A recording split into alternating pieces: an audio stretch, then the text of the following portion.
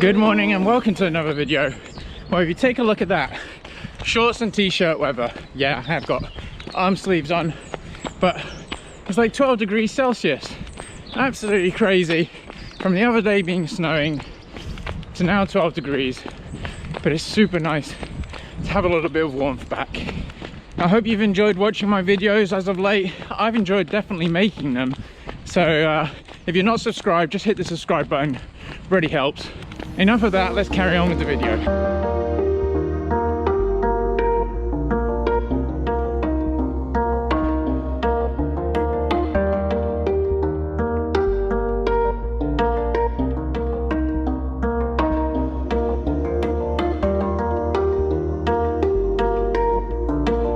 Today's run is 10 to 12 kilometers with some mini intervals. We'll explain all of the intervals at the end, but I just wanted to say later on in the video, I'm just going to explain how I pick my races and how I select my calendar.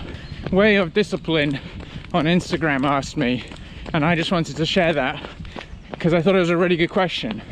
How to pick your race calendar, how to pick races.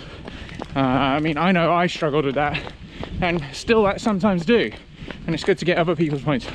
But rather than me talking about it all now, let's catch up later on at home where I'm not breathing harder and we can discuss it better. Oh, intervals are go.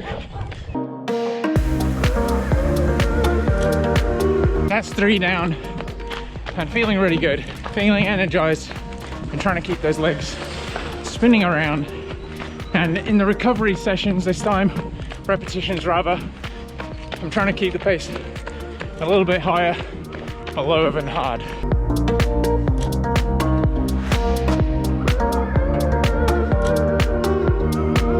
Three more to go, but I got some pretty bad cramping going on in the stomach, stitch.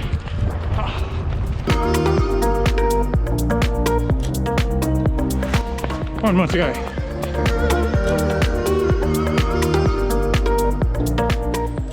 There we go, intervals done. 10 by 20 seconds with 1 minute recovery between them.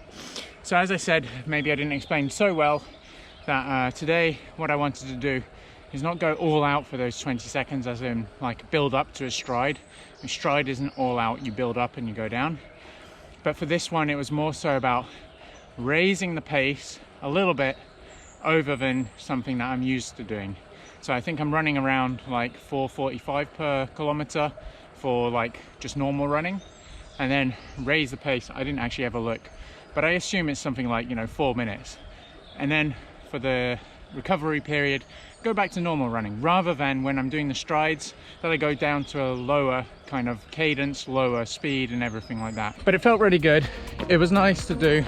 Hard work as well, a little bit different, and I'll have earned my rest, that's for sure.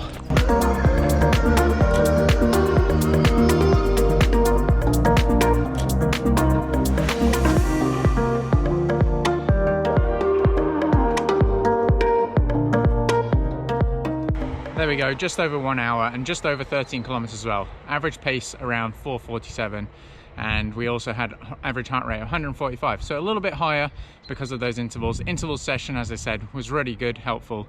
I mean, and also the weather's really good. It's about 12 degrees Celsius, t-shirt weather, shorts weather, no complaints at all, and the body, yeah, is feeling pretty good. So I think that big bike ride yesterday helped a lot just to spin out the legs, and we're feeling quite fresh.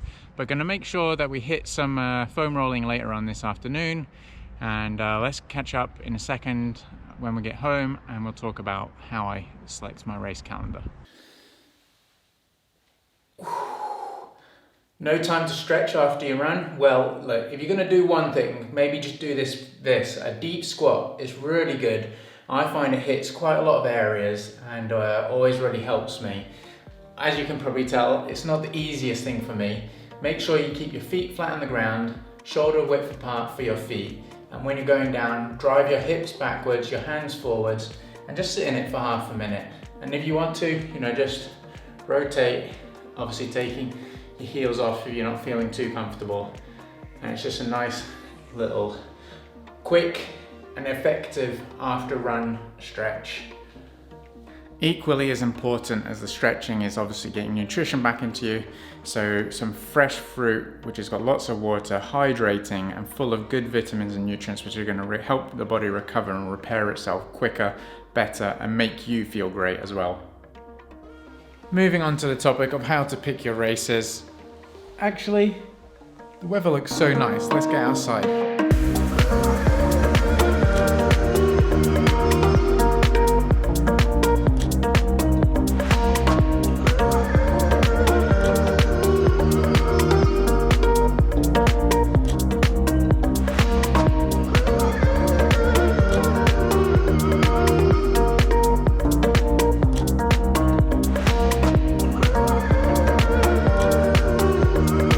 So just to re-jog your minds and my mind, the question was, how do I pick my races and events that I do in a calendar year? And yeah, it was a really good question. I really had to think about it. It was something that I guess it's not like a calculated theory in a way that I've done it. Think about it and really try to break it down. That I can see some clear patterns. Now the short answer is, do something you enjoy and you don't need to work hard towards it. It's something that you want to do, so you're easily motivated. And I think that's one of the key elements there, is that if you pick something that is enjoyable to you, more often than not, you don't need to find motivation or inspiration from external sources to be able to go and do something. So I try and find things that are intrinsically kind of motivated already within me. So that is, like being in nature, I really enjoy it, and pushing my limits and being in the mountains. So when I add all those things together, we end up finding races, stuff like Ultra Pirineu and Val d'Aran, Nuxio Classic, all these other trail races, Ultra Trail Snowdonia.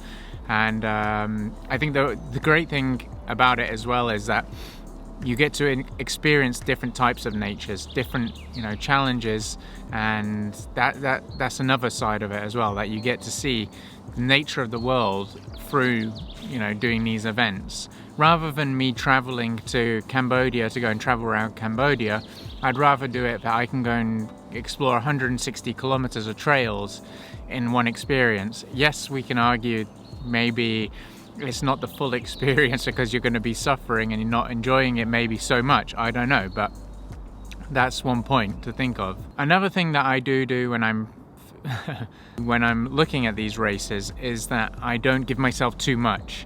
In a calendar year, I don't want to give myself too much, so I only have like 1 or 2 goal races. Well, this is currently. So I've picked one in the summer and one in the late autumn time.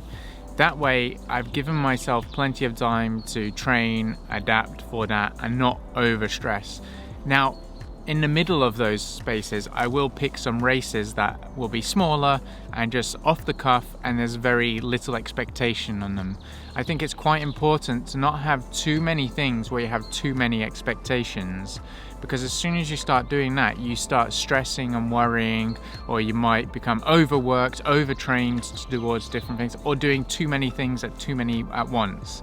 We've all been there, we've all done that, not just in running, but in life in general. And I think it's really healthy and important that you don't give yourself too much, and rather start small and add things in that you may want to do. Another thing that I do when I'm building my race calendar is I try and keep it personal and intrinsic to what I want to do. So it's quite easy to get carried away by wanting to do UTMB or Berlin Marathon or Göteborg Half Marathon, all these big events.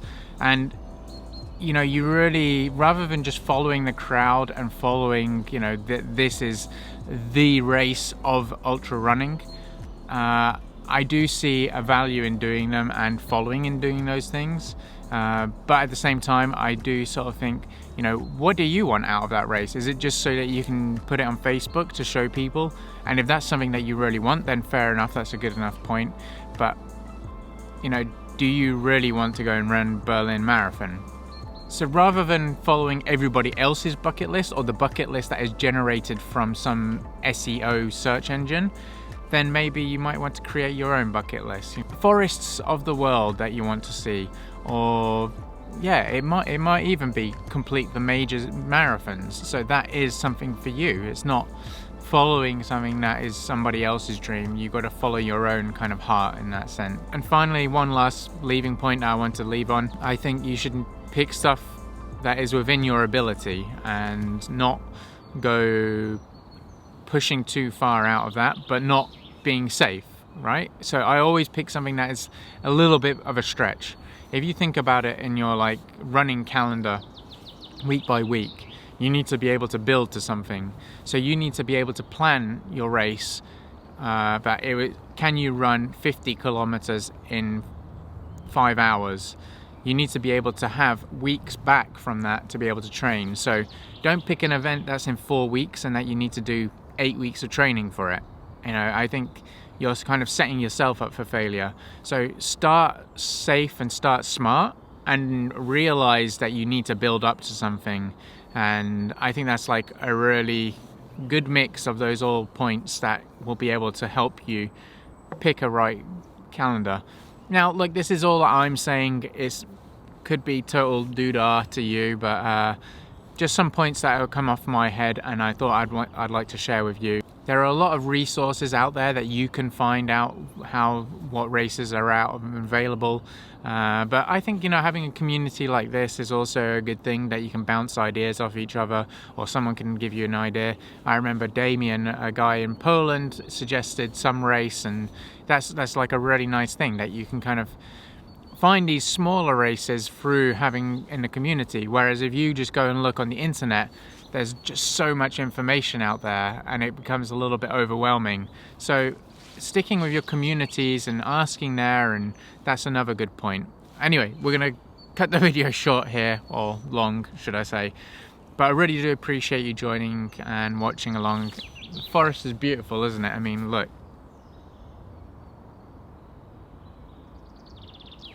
Yeah, I mean, I'm just so lucky to be here. Thank you very much for watching the video. I really do appreciate it, and we'll catch up tomorrow.